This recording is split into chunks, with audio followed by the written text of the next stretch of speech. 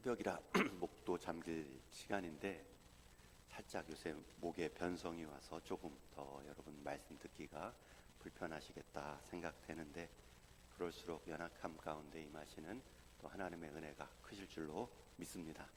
이 아침에 잘 나오셨고요. 또 새벽 깨우신 만큼, 여러분들이 아침을 구별하신 만큼 하나님도 여러분들의 시간들을 깨우시고 여러분들의 삶을 구별하여 주시기를 축복합니다. 오늘 12월 마지막 세 달 첫날 기도회입니다. 내년에는 또 신년 기도회로 5일간 새해를 열어갈 것입니다. 여러분, 우리의 본성, 게으름은 우리가 부단히 하나님 앞에서 힘쓰지 않으면 우리가 사단의 힘에 굴복할 수밖에 없고 세상 힘에 주눅들 수밖에 없습니다.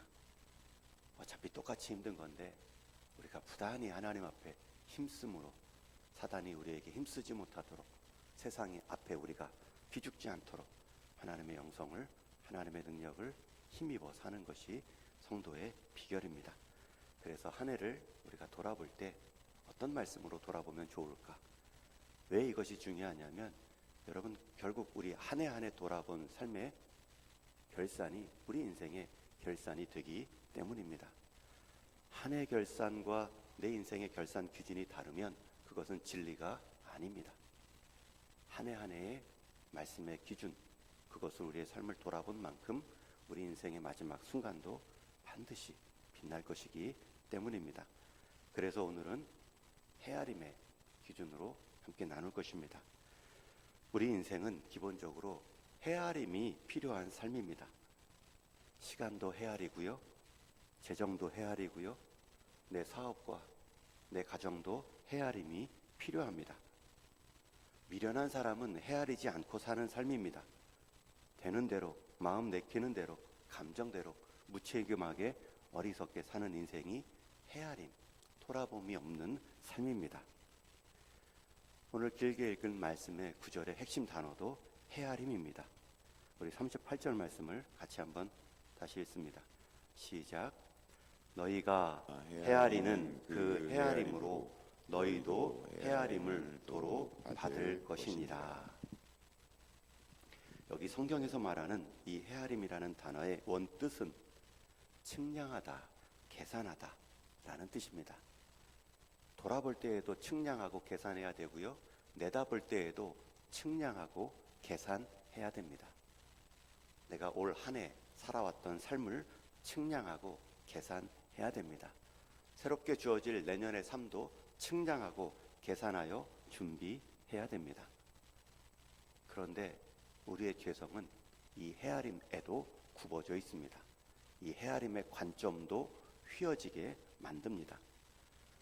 우리 속담에도 사람의 팔은 안으로만 굽는다라는 말이 있죠.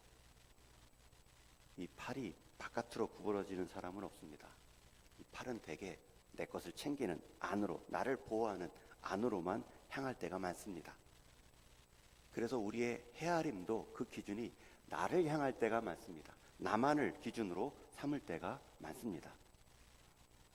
그래서 예수님도 남의 티끌은, 남의 허물은 잘 보고 지적하면서도 자기의 대들보는 어찌 그리 무지하고 깨닫지 못하는가, 나만을 향한 이 굽어진 헤아림에 대해 경고하신 적이 있습니다. 오늘 함께 읽은 이 전체 32절부터 38절의 말씀은 우리가 이 땅을 살아가는데 관계의 헤아림입니다. 사람 살 때에 사람을 헤아리는 지혜에 관한 말씀입니다. 이것은 다른 어떤 헤아림보다 중요한 헤아림입니다. 시간의 헤아림, 재정의 헤아림, 내 사업의 헤아림보다 더 중요한 것이 사람 간의 헤아림의 삶입니다. 우리 사람은 육신을 갖고 있기에 반드시 밥을 필요로 합니다. 내 몸은 밥을 통해 헤아림이 해소됩니다. 그러나 우리 사람은 또한 영혼으로 이루어져 있기에 사람 간의, 관계 간의 헤아림으로 힘을 얻게 되어 있습니다. 우리는 누군가 사랑과 선대를 주고받음으로 내 영혼의 자랑을 경험합니다. 하나님이 그렇게 디자인해 놓으셨습니다. 그런데 오늘 말씀에 보면 그 헤아림의 대상을 나를 선대하고 나를 사랑했던 자만이 아니라 원수까지도 헤아리라 말씀합니다. 32절 33절에 보면 너희가 선대하는 자만 선대하고 너희가 사랑하는 자만 사랑한다면 칭찬받을 것이 무엇이냐? 그것은 죄인들도 그렇게 한다. 여러분, 여기서 죄인들도라는 표현이 참 와닿지 않습니까? 나를 사랑하는 자만 사랑하고 나를 선대했던 자만 선대하는 것은 보통 사람도 그렇게 한다. 그게 아니라 죄인들도 그렇게 한다. 너무나 당연하다는 뜻입니다. 대신 35절에 보면 오직 너희는 원수를 사랑하고 선대하며. 여러분, 우리 올 한 해의 헤아림의 대상은 원수도 포함됩니다. 우리에게 선대하고 사랑 주었던 사람들만 포함되지 않습니다. 오히려 나를 선대가 아닌 박대했던 사람, 사랑한 것이 아니라 원수로 내게 행한 사람, 그 사람도 헤아리라. 우리가 그런 사람까지는 헤아리지 못한다 할지라도 우리 주변 가운데 내가 놓쳤던 사람은 있지 않는가? 내가 헤아림을 선택적으로 하지는 않았는가? 나만 바라봤던 사람만 나도 함께 바라보지 않았는가? 나만 도와줬던 사람을 내가 도와주는 것은 아닌가? 여러분, 이것은 죄인도 그렇게 한다. 보통 사람 정도가 아니라 우리 십시일반으로 경조사를 나눌 때가 있죠. 서로 돕는 품앗이입니다. 그러나 하나님이 주시는 마음은 나에게 부조하지 않은 사람도 그 연약함을 보고 함께 부조하라 라는 마음을 주실 때가 있습니다. 여러분, 그것이 헤아리는 것입니다. 가끔 목사님들끼리 서로 돌아가면서 한 번씩 밥을 삽니다. 그건 내가 샀으니 나에게도 밥 사줄 목사님이 계시고, 내가 한번 쐈으니 상대도 한번 쏘겠지. 그런 계산이 있을 때가 있죠. 그러나 선교사님들 밥을 살 때는 그런 마음이 들지 않습니다. 특히 모르는 선교사님, 소개받은 선교사님, 다시 볼 일도 없을 선교사님, 소개로 건너 들은 선교사님, 이런 분들을 만나면 계산적이 됩니다. 그런데 그때에도 밥을 사는 것이 헤아리는 거죠. 어려운 것은 없는가? 기도 제목을 듣는 것이 헤아리는 것입니다. 헤아림의 대상은 내가 정하는 것이 아니라 내 인생 길목에 그 사람을 보내주신 하나님이 정하시는 것이다. 헤아림의 농도는 내 형편 따라 살필 수 있지만 헤아림의 그 대상은 내가 함부로 차별할 수 없다. 이것이 오늘 헤아림의 범위에 관한 말씀입니다. 두 번째로 헤아림의 구체적인 행동은 무엇인가? 37절, 38절에 보면 네 가지 동사가 나옵니다. 그 네 가지도 둘씩 나눌 수 있는데, 둘은 뭐뭐 하지 말라, 또 둘은 뭐뭐 하라. 37절에 보면 비판하지 말라, 두 번째는 정죄하지 말라. 여러분, 헤아릴 때에는 가장 먼저 뭘 긍정적으로 해주기 전에 그 사람에 대해서 하지 말아야 될 것들을 하지 않는 것이 관계 간의 헤아림입니다. 먼저는 하지 말라 중에 비판하지 말라. 여기서 비판하지 말라는 뜻은 아무것도 잘못하고 있는데 지적하지 말라는 뜻이 아니죠. 그건 오히려 하대하는 거죠. 관심 없다는 뜻이죠. 여기서 말하는 것은 윤리적인 평가 혹은 영적인 분별마저 금지하라는 명령이 아니라 그 사람의 허물을 찾아내고 그 사람을 판단함으로 그 사람을 힘빠지게 하고, 반대로 나는 그렇지 않으니 자부심 갖고 잘못된 자존감이죠. 그런 걸로 즐기지 말라는 겁니다. 공동체 안에 누구 하나를 왕따시킴으로, 공동체 안에 한 사람을 공격함으로 나머지 사람들이 얻는 소속감 같은 거를 하지 말라는 겁니다. 두 번째는 정죄하지 말라. 여러분, 특별히 여기서 정죄하다라는 것은 죄를 정하다라는 뜻입니다. 성경에는 죄를 정했다라는 것에 대해서는 반드시 심판에 관한 결과까지 이어집니다. 그런데 그것은 우리 사람의 몫이 아니죠. 정죄하고 심판하는 것은 하나님의 자리입니다. 하나님께만 속한 권세입니다. 그러기에 이건 비판하다보다 더 위험한 행위입니다. 함부로 정죄하고 함부로 심판을 명하는 것은 하나님의 자리에 서는 자신을 신격화하는 위험을 가질 수 있습니다.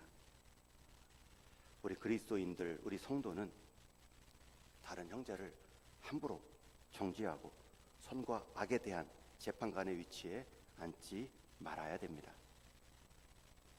죽으면 죽으리라를 쓰신 안희숙 여사님이 계십니다. 죽으면 죽으리라 그 신앙의 결단이 있었던 이 안희숙 여사님도 노년에 쓴 그럴 수도 있잖아요 라는 신앙시가 있습니다. 이 글을 보면 본인에 대해서는 죽으면 죽을 수 있으리라 결심했지만 노년의 삶에서는 포용과 이해의 모습이 가득합니다. 일부를 소개합니다. 노래를 못하고 음성이 나쁘다고 흉보지 마세요. 그렇게 태어났으니 그럴 수도 있잖아요. 게으르고 더럽다고 멸시하지 마세요. 신경 상태가 늘어져서 감각이 예민하지 못하니 그럴 수도 있잖아요. 눈치 없다고 염치 없다고 시비하지 마세요. 다 나름대로 생각이 있을 테니까 그럴 수도 있잖아요. 우리 이해하기로 해요. 내가 나를 싸매고 가리고 변호하듯 그럴 수도 있다는 생각을 밥 먹듯 하기로 해요. 여러분, 그런 마음 갖는 것도 귀한데 그것을 밥 먹듯이 계속 반복해서 하자. 여러분, 올 한 해 여러분들을 돌아보실 때 내가 비판하지 않았는가, 내가 정죄의 자리 함부로 서지 않았는가 돌아보셔야 됩니다. 그게 헤아림입니다. 두 번째 헤아림의 방법은 적극적인 긍정적인 행위입니다. 하라의 동사 두 개가 나오지요. 첫 번째가 용서하라입니다. 오늘 말씀 37절 하반절에 보면 용서하라. 그리고 38절에는 주라. 특별히 여기서 용서하라라는 말은 동사가 신적, 행위에 관한 단어. 누가복음 1장 7절에도 이런 표현이 나왔는데요. 주의 백성에게 그 죄 사함으로 말미암는 구원을 알게 하리니. 죄 사함이라는 단어가 용서하라입니다. 죄를 사하라. 여러분, 앞에서 정죄하라는 것은 우리가 자칫 하나님의 자리에 서는 위험에 있을 수 있다, 그렇게 제가 경고했는데 오히려 이 용서하라 자리에서는 우리가 마치 하나님의 자리에 선 것처럼 그 사람을 받아주라, 이렇게 반대로 말씀합니다. 정죄의 자리는 우리의 자리가 아니지만 하나님께서는 용서할 때에는 주기도문에서도 가르쳐진 것처럼 우리가 죄의 사함을 받은 것처럼 너희도 죄 사해 주라 말씀하십니다. 용서하는 행위는 여러분이 가장 하나님의 성품을 담는 행위가 될 수 있습니다. 마지막 네 번째, 주라 라는 단어입니다. 여기서 주라 라는 것은 원어적으로 빈 곳을 채우라, 필요를 돌보라, 말 그대로 나눔을 뜻합니다. 이건 더 이상 설명하지 않겠습니다. 그런데 이 주라라는 말은 순서상 맨 마지막 네 번째 명령형 동사입니다. 두 글자이지만 가장 마지막 늦게 나오고 있습니다. 여러분, 주는 것은 물질이죠. 그런데 앞에 비판하지 말라, 정죄하지 말라, 용서하지 말라, 그 다음에 주라입니다. 앞에 세 가지 동사는 다 관계에 관한 말씀입니다. 상대를 비판하지 말고, 상대에 정죄하지 말고, 그를 용서한 후에 주라. 여러분, 물질은 그 후순위입니다. 나중입니다.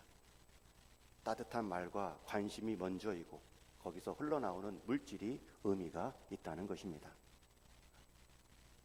여러분 한 해를 이 네 가지 동사로 잘 살피시고 여러분 인생 끝도 이 네 가지 동사가 여러분의 삶을 결정할 것입니다. 제가 이렇게 말씀드리면 부담만 가지실 텐데 헤아림의 대상은 원수도 포함한다. 헤아림의 동사는 네 가지나 된다 라고 생각하실 수 있는데 여러분 그 헤아림으로 인한 보상은 상상할 수 없이 큽니다. 오늘 말씀 네 가지 동사 그 뒤에는 반드시 따라오는 표현이 있죠. 비판하지 말라 그리하면 너희가 비판받지 않을 것이요 정죄하지 말라 그리하면 너희가 정죄를 받지 않을 것이요 용서하라 그리하면 너희가 용서를 받을 것이요 주라 그리하면 너희에게 줄 것이니 곧 후히되어 누르고 흔들어 넘치도록 하여 너희에게 안겨주리라. 여러분 사실 여러분들만 비판하지 않고 용서하고 정죄하지 않고 준 것 같지만 여러분들은 이미 수많은 다른 사람들의 비판하지 않음으로 정죄하지 않음으로 다른 사람이 나를 용서함으로 다른 사람이 나를 채워줬으므로 여기까지 온 인생임을 잊지 마셔야 됩니다. 그건 사람 간의 관계인데 하물며 이 약속은 하나님이 채워주시겠다는 약속입니다. 그래서 오늘 마지막 표현에 보면 너희가 헤아리는 그 헤아림으로 너희도 헤아림을 도로 받을 것이니라. 여러분 내가 헤아리는 그 행위는 절대 공허한 헤아림이 아닙니다. 헤아림만큼 내 인생 그릇이 넓어지므로 하나님의 헤아림으로 우리를 채워주신다 약속합니다. 반드시 상이 있다라는 보장입니다. 그리하면 너희에게 줄 것이요 곧 후히되어 누르고 흔들어 넘치도록 너희에게 안겨주리라. 이 안겨주리라는 표현도 얼마나 감사합니까? 내가 느낄 수 있도록 안겨주실 것입니다. 여러분 이것이 하나님의 보상입니다. 이 보상, 특히 하나님이 우리에게 주시는 상이라는 것은 항상 우리 기대치보다 더 큰 것을 의미합니다. 여러분 상이라는 것 자체가 항상 기대를 넘어서는 특징을 갖고 있죠. 어려서 심부름 잘할 때, 숙제를 잘할 때 학교 선생님이 포도나무에 포도 붙이듯이 스티커 하나를 준 적이 있습니다. 그거 다 붙이면 24가지 색 크레파스를 주셨습니다.